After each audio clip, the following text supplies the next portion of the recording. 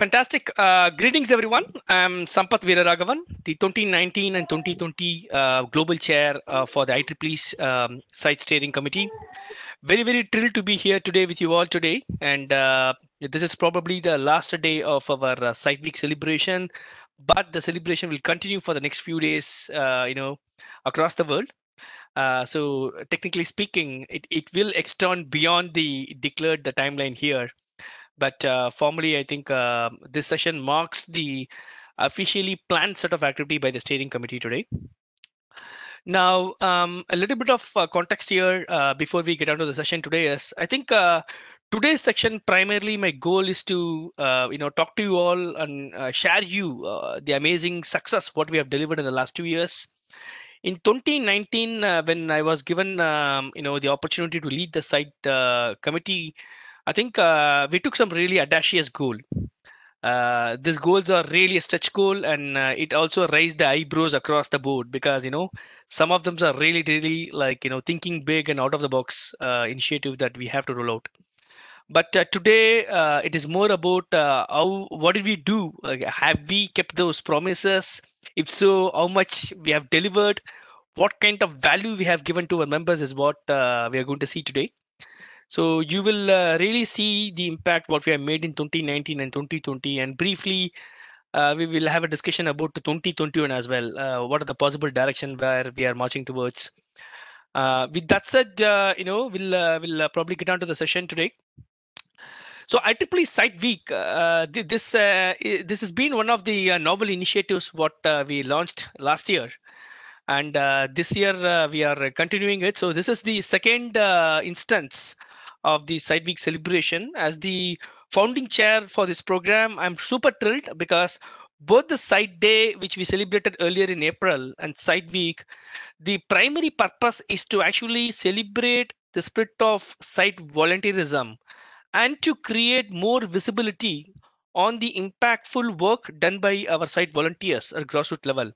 So, in a nutshell, this is a celebration of your journey, our journey together towards the larger vision of site, which is to advance technology to benefit humanity. Right. So, with that short introduction, I'm super thrilled to be, talking about some of the achievements.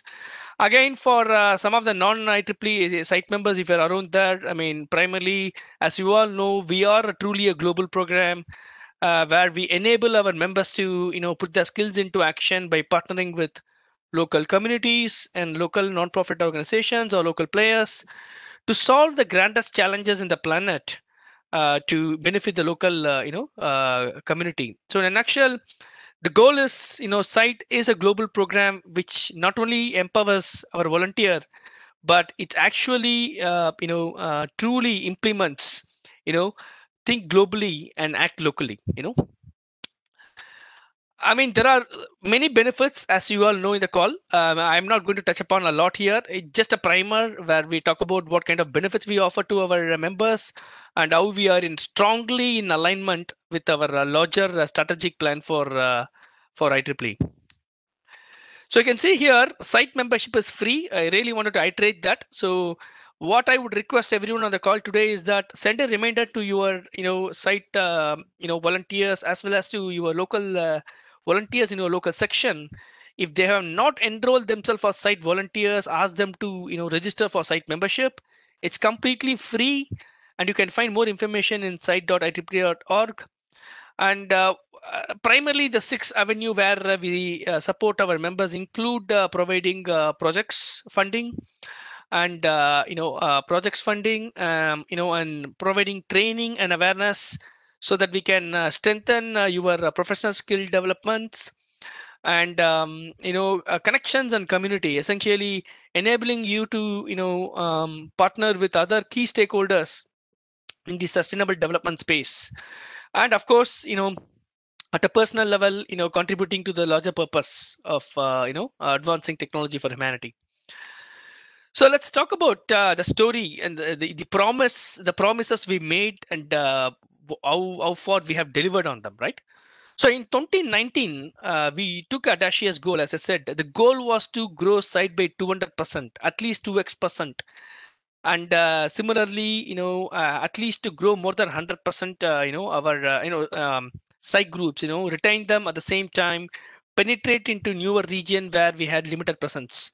And thirdly is to even make our projects program more popular and provide stellar growth in a project application received and funded. Now you can see here the snapshot here. In 2019, the membership, we went from 4,800 members in February 2019, and we achieved the first ever landmark of reaching 10,000 members for site in 2019, which is a historic moment since inception, because this is about a 200% growth in 2019. And in 2020 February, we had about 6,500 members. As you all know, we will typically the some of the IEEE members has to renew their membership, right? So in that context, we again accelerated our growth presence this year in spite of the the pandemic situation, and we are marching towards close to 11,000, which will mark the highest ever site membership since inception. Similarly, the site groups, we added about 54 site groups probably in the span of 20-21 months, which is again a record-breaking growth of about 150%, which relative to 2018. And thirdly, the site project funding, it was amazing story here as well, where we received about close to 2x time proposal, 74 proposals, and we funded 21 proposals. And then in 2020, to in spite of the pandemic, we rolled out a novel joint program with HAC, which attracted over about 230 proposals from 35 countries, where we funded over more than 100 projects. So relatively with respect to 2019, this is like a 5x time. So this has been a phenomenal journey throughout 2019 and 2020. Not only we kept our promises, but we also broke our benchmarks, setting a newer high bar rising benchmarks of success here across the board. Now, at this moment, I would like to call out, both the 2019 Site Steering Committee and 2020 Steering Committee, every volunteer leaders who are part of the committee, as well as all the subcommittee members and all the site chairs and the local site volunteers, for your dedication and of your gift of time for this program, because these goals are audacious, and it requires a group of village to come together, right, to build a nation. So I think this grander global vision was successfully delivered by the dedication and commitment of the entire members of the site family. So kudos to everyone. And I am really proud that I was able to be instrumental in spearheading this grander vision and deliver it as the global leader for the site steering committee. And most importantly, I think the staff team, Juliana, Holly, and Betsy, they are the pillar behind the shows, helping us to, enabling us to, deliver this kind of value to our members. And again, before we continue, I'd like to call out and thank, the HAC committee as well, especially the chair, Karthik Kulkarni, and every member of the HAC for closely partnering with site over the last 2 years in delivering this, path-breaking success. Now let's talk about some key highlights here. Super thrilled out here, as we already touched upon the membership growth, and we also spoke about the number of site groups, and we touched upon high level about the projects. There are several novel initiatives that we rolled out, and I have to say that one of the mandate for me particularly is that we want to listen to our volunteers, and we wanted to move faster. We had to be agile in terms of introducing changes in the program that can truly benefit our members. So some of the novel initiatives I would like to call out here include successfully delivering a lot of webinars in the last 2 years.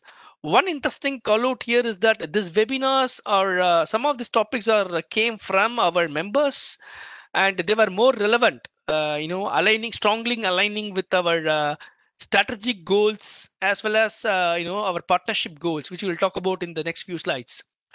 But in a nutshell, we were able to deliver not only the regular webinars and training content to strengthen our members, but we also started delivering contents in localized languages. For example, in Spanish, covering the volunteers in South American countries. So, which I think was very fascinating, because I think it not only attracted our site members, but it also attracted probably other key stakeholders in the region by personalizing and delivering a localized content value to the regions. Now, biggest win, one of the biggest win for us both in 2019 and 2020 is we had a terrific partnership, effort. I would like to call out here Dr. Rajay Padur, who headed our partnership committee. We had a terrific partnership with almost, I would say, 10 plus programs within IEEE, covering similar programs in sustainable development space, like EPICS in IEEE or even HKN and so forth. And also, most importantly, with the societies, right? Now, with the society, you can see here some of the piloting efforts, what was instilled last year with Antenna Propagation Society, Industry Application Society, EDS Society, and MTTS Society. Many of the societies readily were impressed with the value that site is delivering to their members.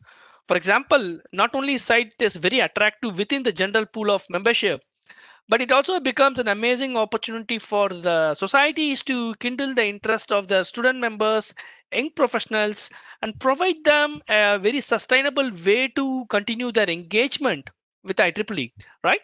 That means not only you can work on a project that is relevant to your society, but you can also put your skill set into different flavors of problems which can fall under the 17 broader sustainable development goals, right? You can work on a project related to healthcare, power and clean water access, digital divide, gender equality, you name it, right? Any category of these problems are coming under the broader, umbrella of SDGs, and henceforth, it provides a very rich opportunity to engage, nurture, and retain our members. Now, many of these projects are still ongoing. I think even though the pandemic has impacted some of the schedules, but we are super thrilled with the commitment of the society volunteers to keep driving these efforts. And one key call out here is that the benefit of the outcome of this partnership, what we seeded in the last 2 years, we are starting to see that right now, because now societies are seeing SIGHT as a very, very key strategic program for partnership. One glittering example here is EDS, which has invested $25,000 in 2020 to co-fund joint programs along with SIGHT. This is an amazing success story, and I am very grateful for all our SIGHT partnership committee members, all our society partners who trusted in our leadership, who trusted in our partnership, who believed the value of SIGHT is critical for the success of society. So next year, as part of HAC, we are more likely to scale up these efforts, and you will see some really, really interesting programs that will be delivered both by SIGHT and HAC jointly in next year. And one more new initiative that we launched is to actually, which we'll talk about later, but here is today's SIGHT is completely funded by HAC, but we really wanted to broaden our funding sources eventually in the long term, so that we can invest more back on our society, on our site members. So with that long-term vision in place, last year we collaborated with IEEE Foundation, and we have established the IEEE Site Fund, which will enable both society partners and external partners to contribute towards supporting site programs. And we did have success last year and this year. We did have some success, initial success, raising some funding for these programs. So really, we wanted to call out and thank the IEEE Foundation, the HAC, and the staff team for helping us to roll out this very, very key long-term strategic program in place. Now let's talk about other fun events or fun programs what we have launched. So Ask the Chair session is something, I strongly believe that the volunteers, the voice of the volunteers are the critical pillars of SIGHT as a program and even for HAC. So Ask the Chair is a new program. It was launched last year, and the idea behind that is to provide a roundtable, opportunity where any volunteer in the world can directly interface with the site chair, and they can get guidance, can get inputs to address any concerns faced at the regional level, or even make requests specifically on areas where they want support from site.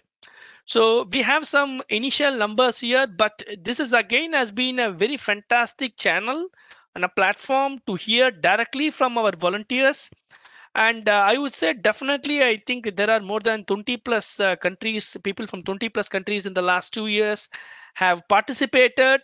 And they are closely like, this actually enable people to come really closer to the site leadership. So many of the folks on the call today are even like are connected with me on a monthly basis, bringing out radical changes in their local regions to promote site activities. So this has been an amazing program. I am pretty sure based on the success of these programs, we will be scaling out most likely this program next year to HAC as well. And the biggest thing I would say is one of the biggest thing is the site day actually, right? This is again one of the very very unique program, just like the site week and the site day, where the idea was to again celebrate the journey of our site volunteers. So we started our first site day this year, and we rolled out several unique programs there. For example, we heard from volunteers across the globe how site is making a positive influence on their journey, volunteering journey with IEEE. Plenty of videos were received from several countries. They're all posted online. And again, we also had a lot of great panels having leaders from the top IEEE board. Even our incoming president Kathy Land has been very supportive to us. So there are many great programs that were rolled out. I think the most important thing I would like to call out there is I think this events not only saw the steering committee organizing programs, but also many site groups across the world came together, celebrating the great work done by the volunteers. So you can see roughly about 3,000 people, I would say, were engaged directly and indirectly as part of the larger umbrella of the site day celebrations.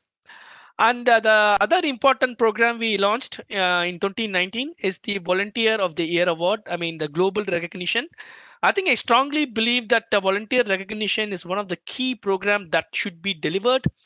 And I am super thrilled, as for along with my steering committee for launching this very very important program to celebrate truly our volunteer leaders in the globe. So last year we announced two awards, one for the volunteer of the year award, the other one is the group of the year award.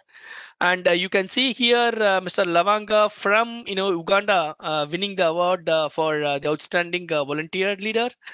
And Ecuador section, I think they won the affinity group of the year award. So I think this year we are still evaluating, and hopefully we'll have some interesting announcement coming in the next 2 to 3 weeks time frame. But I think looking at the interest of people applying for this award clearly shows the kind of trust and the acceptance by our member, recognizing this unique programs. The other three programs I wanted to call out here is the Africa Summit. So I think in 2019, we also did a deep dive to see how we could improve our presence in regions where we didn't have stronger, presence.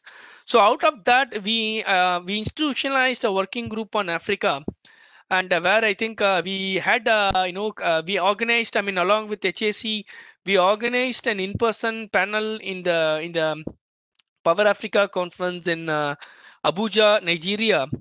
That actually was a very great success story, because we are not only able to meet the local volunteers there in Africa, we also had a close partnership with the Africa Council, where I was able to deliver some really like working workshops and directly interact with the hundreds of volunteers on the ground there.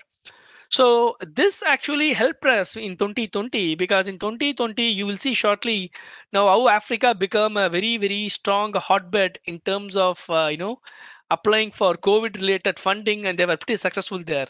So big kudos to the working group on Africa led by Lavanga and every single member in Africa, and especially the outgoing regional director John Funso. So many people, I think they all have contributed here. Really grateful to the entire team in Africa there. And most importantly, again, the Site Week celebration. I mean, we will share some interesting data points about last year and this year's Site Week celebration. But again, as we come to the end of the year, it's always important to cherish the amazing success what we have delivered jointly as a team, and also to prepare ourselves how much we can improve on, so we can continue to add the value to our program in 2021 and beyond. So to me, this week is even more important, given the pandemic and other situation. People are still coming out. I mean, I've been in constant um, attending a lot of programs, quite interesting and surprisingly many sections, site groups are sending invites to me directly. I'm trying to join as much as I possible. So it's very very satisfying from the global leadership's standpoint, that people are taking these programs really really important. Yesterday I was in a session with Bangalore, this morning with Bangladesh, and I'm sure that I'm again talking in Turkey the next week.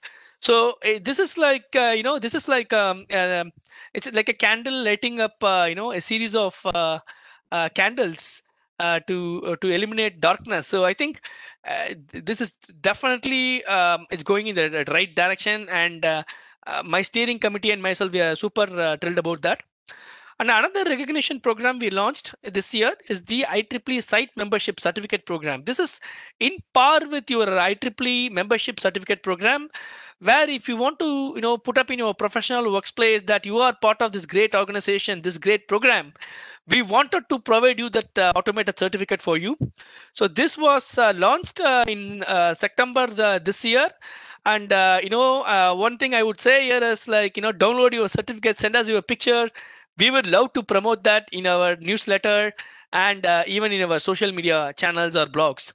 So this is a way for us to appreciate and recognize our volunteer wherever we can. And this is, again, we have been receiving some really like positive comments from our volunteers. Okay, let's talk about some of the first ever milestones, right? I think one most important thing I would say here is, we have, as I said, I had two major challenges when I took over the leadership. One is, we wanted to provide opportunities to keep the motivation and the spirit of our site groups and keep them active. And then the next thing is to create new site groups by recruiting new members.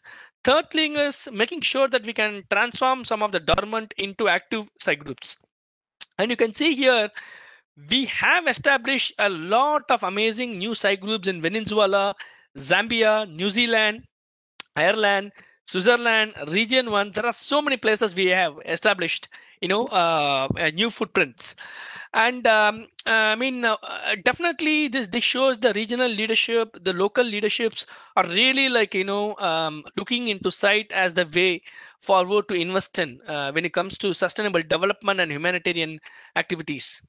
And thirdly, you can see here, even for project funding, we really don't want to. We really wanted to have a representative distribution across all the 10 regions. So you can see here, several projects are funded, coming from different countries, actually: Jordan, Malaysia, UAE, and UK. These are like the first families of site groups which got successfully funded. And we continued. We didn't stop there. We continued, as I said earlier. We delivered the personalized content to we piloted the personalized content to region specific programs, and I'm sure that we will be scaling out this effort next year. And the most important thing here is, like providing not only the process and the program, but also the right tool to enable our site chairs to closely monitor their membership growth, the kind of activities, and then provide a systematic way for them to report them back to the headquarters, right? So this year we got the support of vTools, which is a big win because site is now truly integrated, right? So if you are a site volunteer leader, now you have the ability to report your activity, report your new incoming group, and also probably next year we may provide some kind of governance documentation when it comes to operation. But again, this is like not only we have showed value, we are now looking into tools and process so that we will set up the incoming leadership, stage them for to be successful. Okay. And two more callouts here. Along with HAC, we also rolled out collaborative educational programs. Big kudos to both the HAC and SIGHT educational committee members. I am really thankful. Last year, Dr. Pali, this year, Dr. Fernando, and Dr. Sheikh. I think all this amazing, volunteer leaders came together to, creating content to train our, student. In a nutshell, to train our members to be better equipped with the right skills to drive these programs from design to delivery. And also one more call out here is this year specifically we launched two unique programs. One is the working group on Africa and the first ever working group for women in site, WIE in site. So I think the initial results are encouraging, and I'm sure that next year we will look for more avenues to scale out these efforts. Now, again, this is not a final number. Some initial data to show you how we have grown over the years. So I think, as I called out earlier, the membership growth has been fabulous. The groups has been fabulous. So, and you can see from 53 projects received to 74 to nearly like 249. This is inclusive of both HAC and SIGHT, right? So there is a 5-time growth here between 2018 and 2020. Of course, it's not a complete apple to apple, but still you can see here how much of amazing support we are giving there, right? And you can see from 2018, 10 projects to 100 projects, we doubled last year, and this year we grown by 10x time relatively. And of course, COVID was a very novel program, and it helped us to roll out some of our learnings into action. So in a nutshell, across the board, we have broken our own benchmark, and we have made the site a truly world-class program. And I take really a proud, moment in declaring that, because this has been like it's a very, very long strenuous journey for us and the staff team. There are so many long hours that the staff team and the leadership team we have put in. Even if it's a Sunday, our staff teams are always available right around the corner for us. So this is a collective win, and I'm really proud of the steering committee members, the staff team, and each one of you for contributing and for believing in my grander vision and for enabling me to deliver this. So let's talk about, okay, this is amazing. We had some great success internally, but what's happening? Are we resonating this externally, right? Yes, we are indeed. There are two major recognition which came from externally for us, right? One is the IEEE SIGHT and HAC's joint program this year has been featured in ITU, which is one of the UN agency, highlighting the top 210 global programs launched in response to COVID. This is a very, very big win, right? So international organizations like UN and ITU are taking note of how amazing we are doing. And I'm really thankful to the staff team for finding opportunity to submit the relevant nomination and for getting as this unique honor for us. Secondly, the Now Association online portal declared IEEE SIGHT as one of the organizations that will save the world. So truly, we not only have got amazing recognition and outcome within IEEE, but now we are being taken seriously by by the other global stakeholders in the sustainable development field. Okay, let's talk about the membership growth. The next few slides. You can see here how we have marching towards, right? and I'm really counting that the next year site chair, whoever that's going to be, I really want them to break these records for us. And you can see here 2019 the bar is so high in terms of new membership, and 2020 we not only are able to have a good retention story, but we are still able to control it. And you can see here we are indeed making progress across the board. And I would say, like region 8 to region 10, we still have a very strong presence. So very delighted with that. And region 1 to region 7, I am very proud, because this is a region where in 2018 we lacked some presence, and now we are strategically working with local players, local programs, and other key programs to strengthen our presence here. So really like holistically, you can see there is an amazing journey right now, and you can see definitely there are 10,000 members distributed across all 10 regions, present in more than 112 countries around the world. So this talks about how important and how significantly we have grown in the last 2 years. Okay, my goal is we should at least have one red dot here in all the different continents. So formation of site group is a little tricky, because as you know, you need 6 IEEE volunteers, right? So we did added about 54 site groups in the last 2 years, and you know, it is amazing. You know, you can see here lot of progress that has been made here. I think the next year, probably in 2021, the strategy is to create more avenues to keep these groups active, at the same time sustain the momentum of these groups. Okay, you can see here the diversity of our group, from Ecuador to Uganda to Bangladesh, Ireland, so many groups, right? And these people who you are seeing behind the shows, to me, they are the true heroes and the leaders, right? They are the enablers.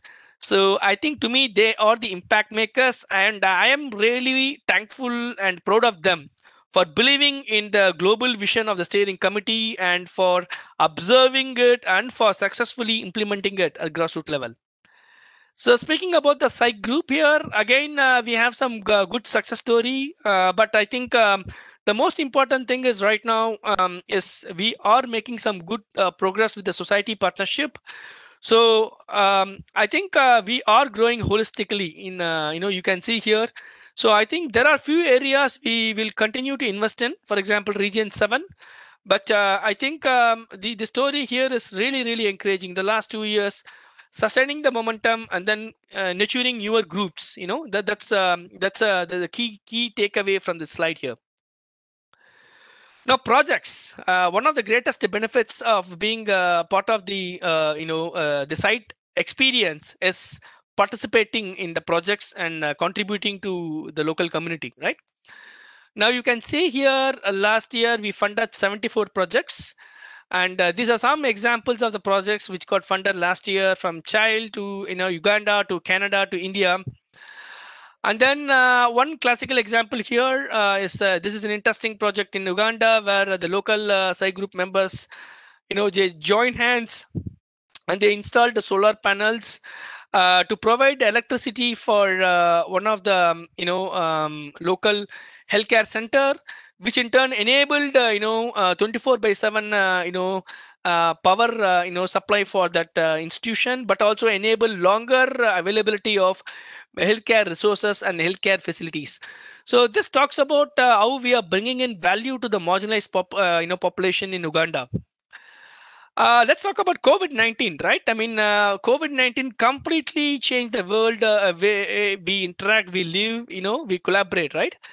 So when COVID-19 impacted, I think SIGHT and HAC are the two critical programs that actually faced larger risk, actually, because we always want our programs to be on the feet on the ground. That means you can't really put our volunteers at risk by exposing them to the COVID situation, right?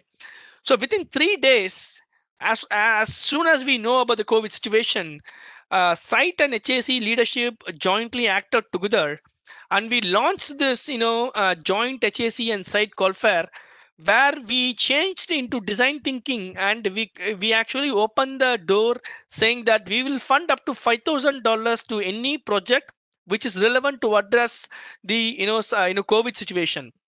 Now there are two qualifiers we rolled out, and we will look at some of the emerging numbers here. So in a nutshell, we received close to about 230 proposals in 35 countries and 7 regions. And out of the two qualifiers, you can see here the distribution, right? Amazing. You can see 100 plus, 110 plus, applications, in both the calls. And region 8, you can see here, as I said, become a really a hotbed. And when compared to 2018, definitely like Africa has become a very good, hotbed for us, for the both in 2019 and 2020. So it's clearly an amazing outcome, and the impact what we have made across the region. Now let's look at the funding what we have given this year. I think we not only this program attracted more support, more participation, but we can also see here how the IEEE Foundation, I think supported 2 projects. So I'm really thankful specifically to this 2 programs that got funded by the foundation.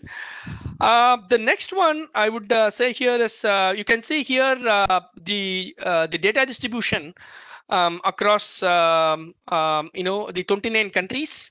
So you can see the diversity here, from India to Uganda to Colombia to Lebanon to Peru to Ecuador. I mean, to Venezuela. So it's really heartening to see that we are hearing from regions, we are hearing from site groups which have not participated in this kind of programs earlier. So we are super proud of all the teams who have contributed to the success of this COVID call. And one important call out here is we really want to sustain this momentum, and we really want our volunteers to be successful. So this year we rolled out the idea of community of practice.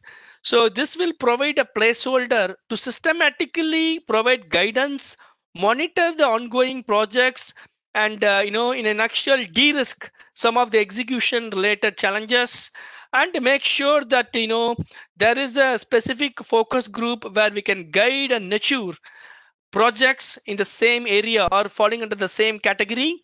And it will, in a nutshell, it will also create an ecosystem for project doers to learn, to collaborate, to mutually share the best practices in that area. So this is an important effort that has been put forth this year, and many of the senior leaders, they came forward and they have been involved in leading the COP efforts. So we have identified 6 COPs this year. I'm pretty sure we'll be looking into relevant projects next year. Okay, so let's look at some example projects. I'm super thrilled here because, again, even though the COVID situation provide a constraint and a limitation, you can see how our volunteers transform that challenges into an opportunity of innovation.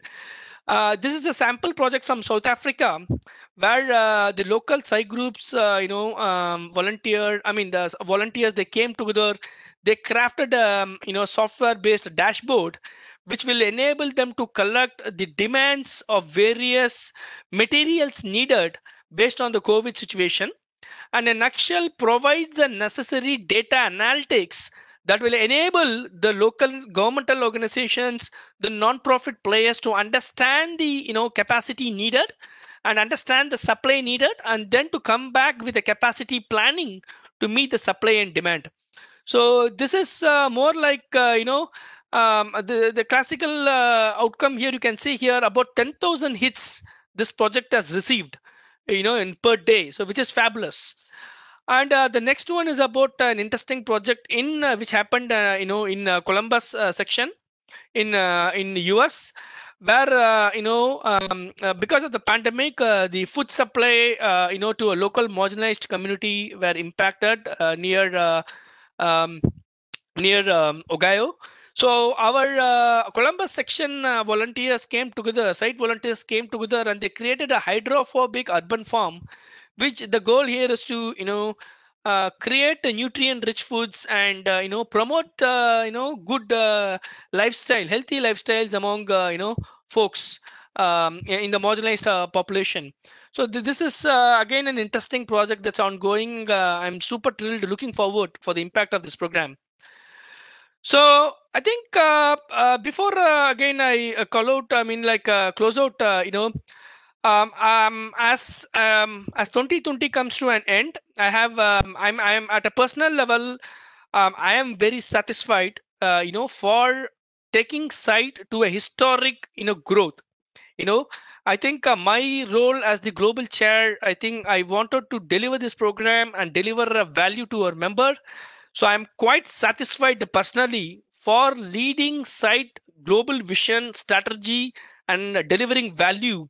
And this has been a very, very amazing transformative opportunity for me to even test my leadership skill and to lead such a great global program and take it to even greater heights in the last 2 years. So I again take this moment to thank, my steering committee, the staff, the every single site volunteers through the globe for believing in my vision and for helping us to achieve this vision, in an amazing manner in the last 2 years. Now, what you can do from here is, I really want you to take a look at the projects what we have funded. Look at opportunities where you can participate. As I said, if you are not a site member, register for site membership. It's free, right? I mean, it doesn't cost you anything, but it gives you the enormous amount of opportunity, right, to professionally develop you and to contribute to the larger, larger goal. Okay, let's next steps. As I said, become a site member. Apply for the site funding next year. If you are not part of our social media forum, join there. We have 22,000 members in our social media forum. And I'm also very happy about our communication team this year. They did a phenomenal job, and Sime Akar led our effort. And last year it was Dr. Celia. So I think there are many people who are involved in. I am also thankful to the 2018 team, led by Mr. Daniel and so. And again, for the project front, I'm really grateful to Dr. Karen Panita, who is leading our efforts. An operational standpoint, the operational committee did an excellent effort in the site team, which is Dr. Darwin and his team. And then most importantly, I'm also thankful to some of the novel other programs we launched. For example, how do you teach our members better metric and so forth, which was led by Dr. Kanjan Mehta last year. So that again was an amazing program. So I think, in a nutshell, I'm really, really proud of the steering committee members and this particular team. And now with this success, I'm grateful to the board of directors for selecting me as the 2021 humanitarian activity chair. So I'm pretty sure this journey will continue by closely partnering with our site volunteers and IEEE volunteers, all over the world. So with that said, for 2021, what we are looking forward is we want to scale up site and HAC into newer dimensions. So there will be some process improvements, most likely some pilot experimentation where we want to converge our efforts and give more opportunities for our members. I am also very particularly focused at accelerating partnership with industries and other international organizations like UN and others. So you will see some novel programs that will continue to be delivered under HAC next year. And definitely for site, there's no doubt that site will be an important program for HAC, and we will continue to invest on program that will keep our site groups active, which will provide opportunities, continue to provide the sustainable opportunities for our IEEE members at grassroots level. So with that said, maybe the last 15 minutes I may wanted to save for the Q&A, but again, I would like to stop probably here and take this moment to appreciate and thank our staff team. Big kudos and hats off to Juliana. I don't know how many days and hours I have troubled them, whether it's morning or night. She was always been there. So I think all the site member throughout the globe, you should be really proud. I'm sure you have seen a lot of emails from her, But personally, from the steering committee, I wanted to call out and thank her and Betsy. She did a fabulous job in making sure the money reaches all the sections and the volunteers are graded. And Holly, sitting at HAC and making sure that looking after all the challenges what we are facing, and they are seamlessly acted. And of course, Mark and Donna, who are the executive leadership from in the staff. So I think this year we not only showed that having the right people with the right passion, we can deliver a globally transformative journey or a growth. It is also important we showed how the partnership between staff team and the leadership team are incremental in enriching, in delivering this kind of path breaking success. So with that said, I'll stop here. We will love to hear from all the audience on the call. So I will stay in the call as long as you want. So you can ask, if you want, you can either type in the question or you can unmute yourself, introduce yourself and ask the question directly.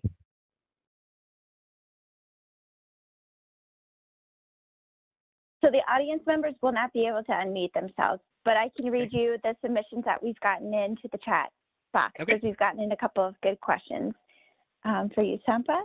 So I see one here from Rajesh. Is there a limitation to getting projects per year for one site group?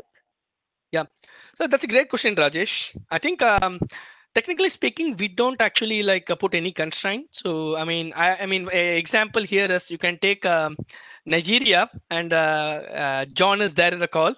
So there were many great proposals that came from the same section, from the same region. So what we look at is your project is relevant? Is it matching with the larger goal of site? And the most important thing, as you said here, is the quality of the proposal matters most to us. Not the, we don't have any restriction on the number of proposals you can submit. So, so the answer is there is no restriction from the steering committee standpoint. You can submit, but the general guidance here is what is the topmost significant problem that matters to the community, right? For example, if there is no electricity, there is no point in putting a proposal that's focusing on providing internet, right? First, you have to provide electricity, right? So that's also the beauty about site, right? You will learn the art of prioritization, right? If you need really both the electricity and then you have a bunch of children who are waiting to get educated, yes, then I think put some solar panels and also write a proposal how you are going to connect the local schools to enable effective training for the children, right? So no restriction, but keep in mind that we want to support as many group as possible. So it is always important to see this is the most important problem that we should address now. That's the question you have to think. If the answer to that is yes, go for it. Wonderful, thank you. Okay, and so we've gotten in a couple of questions also from Dr. Cyran, and he would like to know, this is perhaps a longer answer, but maybe you could give a shorter answer and then point him to some of the resources on our website. What are the key requirements for project funding, for site or HAC project funding? And then another question, when is the call for proposals in 2021? Okay, good. Very simple. Okay, I will keep it short because this is a topic which is like a bread and butter for me. I will keep on talking for hours if you let me. 30 seconds answer, 6 elements to you, right? First thing is work backwards from a community. Have a clear-cut defined community and understand the need.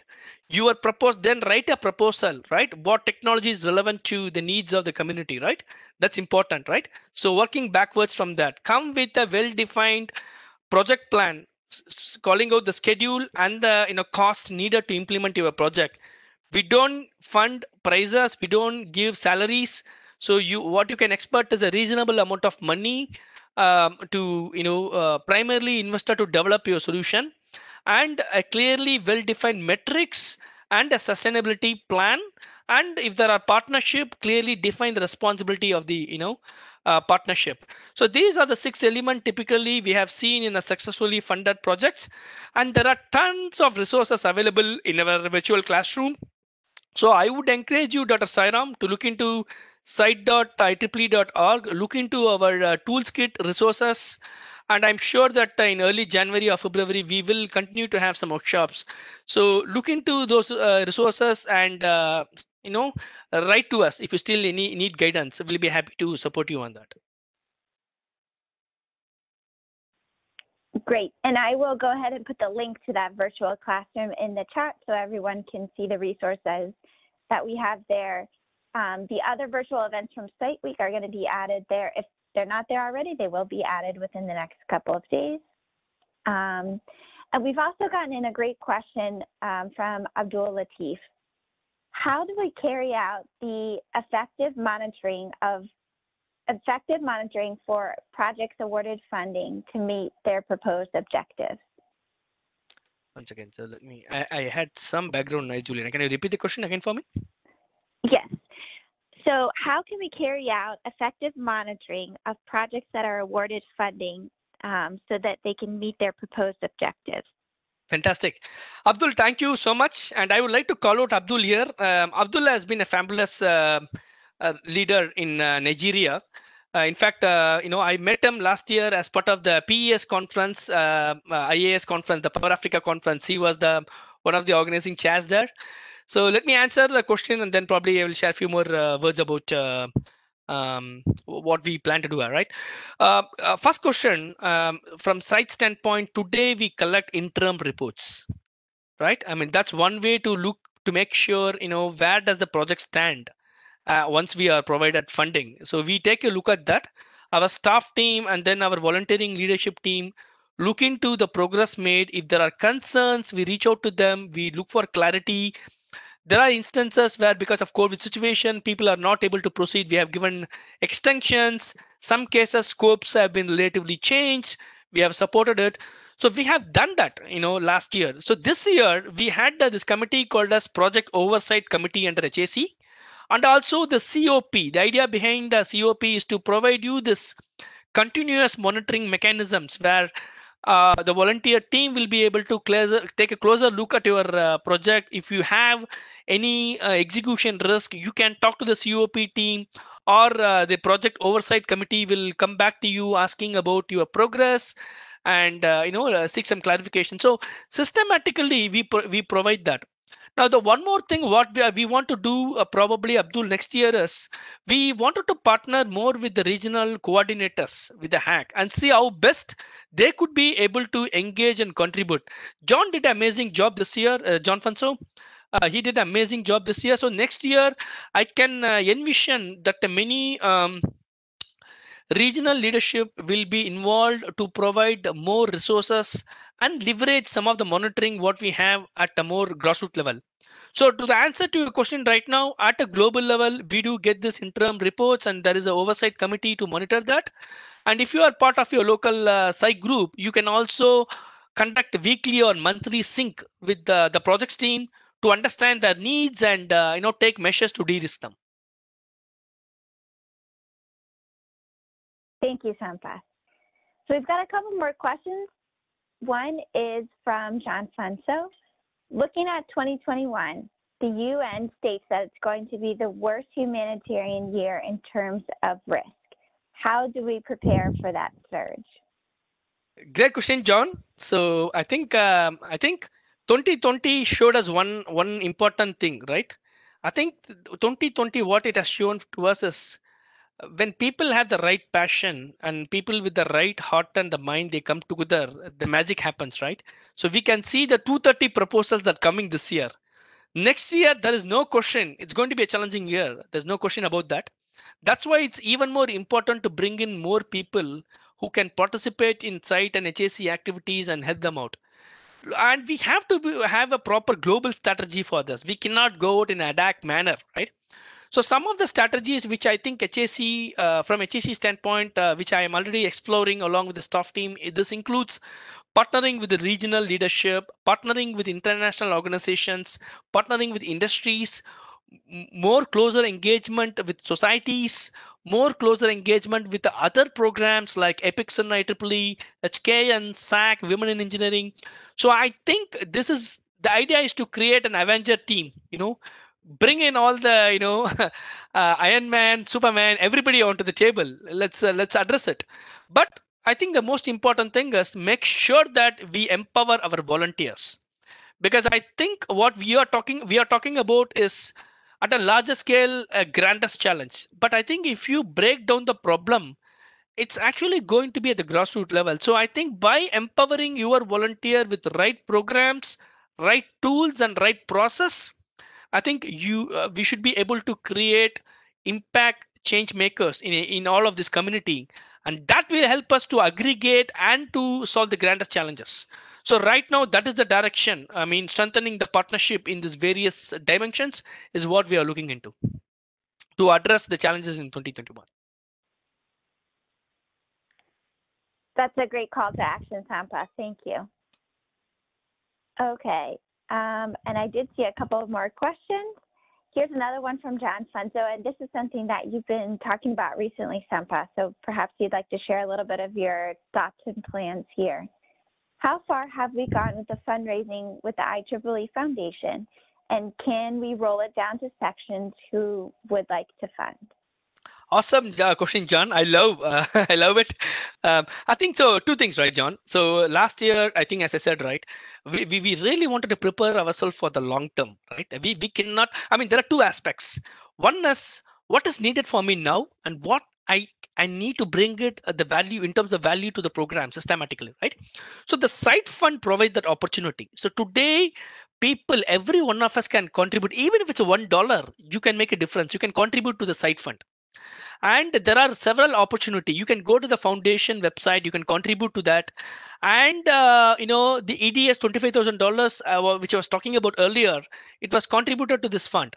Next year the goal is to actually increase the funding resources by promoting this program among industry players and other societies and so forth. So I think the important thing here is, I think you already have the basic infrastructure and the process in place right now. So for your section, for example, in Nigeria, you wanted to raise some funding, you want to specifically focus on site, we'll be happy to work with your local section to see how best we can do that. Whether can we raise it through our foundation account and collaborate with your local section or local region. That's definitely feasible, right? But in a nutshell, I think the directions right now are very, very clear. We are not only looking into this, we are also looking into other monetization opportunities. I don't want to comment about them right now, but I think there are plans where we are looking at other channels to increase to offer additional values, process and programs to bring in more support financially as well as in terms of collaboration to site next year. Thank you, Sampath. Okay, and I also see a number of questions that were submitted by Dr. Abhishek. Some of these may be a little bit more technical, so perhaps they would be better addressed offline. But there is one of his questions that I think would be a good topic of discussion for us right now. Okay. Is it possible for site groups to collaborate across different sections and propose projects that have similar problems or would focus on a similar beneficiary community? Yeah, great question, Abhishek. I mean, of course, yes, right? I mean, why not? I mean, if it makes sense, we can do that. But one thing we have to be a little careful here, right? One thing is we have seen in the past where sometimes people have to do parachuting. That means, say you are in Bangalore, you want to go to Jammu and Kashmir, which is the northernmost part of India, and then you want to install a solar panel there. It's not adding value, because the goal here is we want to nurture capacity building, local capacity building. What will add value is that if someone sitting in Bangalore guiding a set of volunteers in in Kashmir, Jammu and Kashmir, and making them to do the project, that adds a lot of value, right? So there are several classical examples even this year in COVID where correct me this Juliana, I think one of the projects where I think folks from Kenya or like some part of Africa, they were able to create PPE materials for a different region, for Sudan or somewhere. So I think this is pretty much feasible.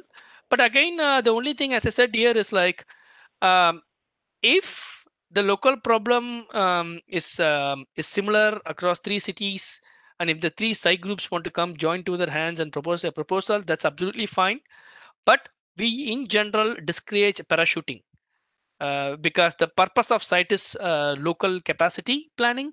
So as long as you can work together, but the implementation is purely driven by a local team, I think the model is likely to be in alignment with the site funding requirements.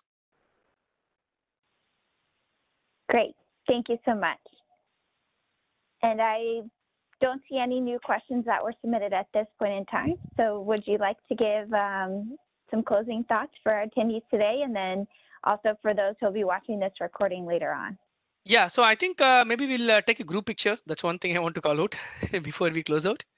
Okay. I think, as I said, I think SIGHT has been a very unique is been a very unique program. I mean, looking at the data, the way we have grown up in the last 2 years, definitely this is a world-class program right now, and many. I think I see SIGHT and HAC to be the voice of our volunteers in few years down the road.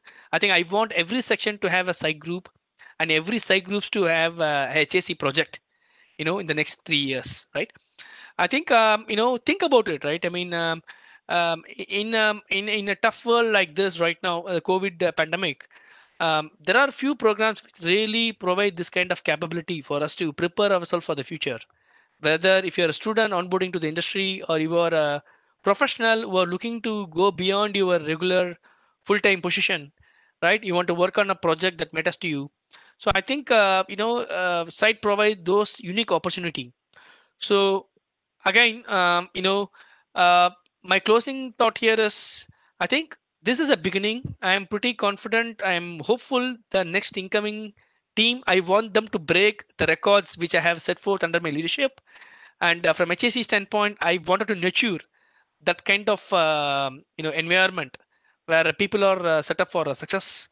And again, the board of directors, I think it's important to call them out here, because I think they strongly believe in HAC and SIGHT. And I'm really grateful what support they have been providing to us for the last 5 years. So as a member, you are the pillar for this program. So continue your engagement. If there are areas where you need guidance or support, write to us.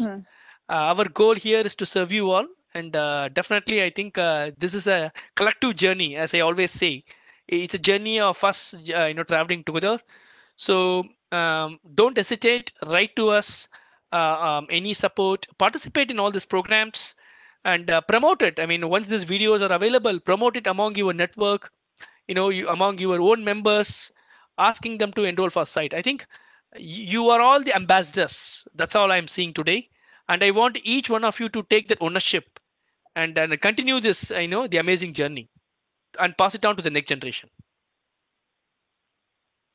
Wonderful. Thank you so much, Sampath. Your insights here are, I'm sure, very helpful for everyone. There was quite the wide range of questions, both from very general topics as opposed to what 2021 could bring in terms of humanitarian risks, very specific questions that relate to site groups and site projects, and then you just had some great advice and responses to all of those questions. So I'd like to thank you so much for dedicating your time and effort and investing so much in our volunteers and their work. I think the achievements that you mentioned at the beginning of this presentation, so many of them are because of your leadership and the amazing work that you and the Site Steering Committee members have done over the past 2 years. So thank you so much. Thank you, Juliana. Maybe if folks are okay, we can take a quick group picture as we close out the last Ask the Chair session for this year. I'm sure that we'll continue more next year in HAC capacity. So I don't believe the attendees will have the ability to turn on their videos. Then it's fine. Okay. So right. To everyone out there, stay safe and healthy, and wish you all a wonderful, happy New Year. And again, I'm still around for the next 3 weeks here. So if you need any support or guidance, write to us. Happy to connect with you and support you, in your efforts. Take care, everyone. Okay. Thank you, Sampath.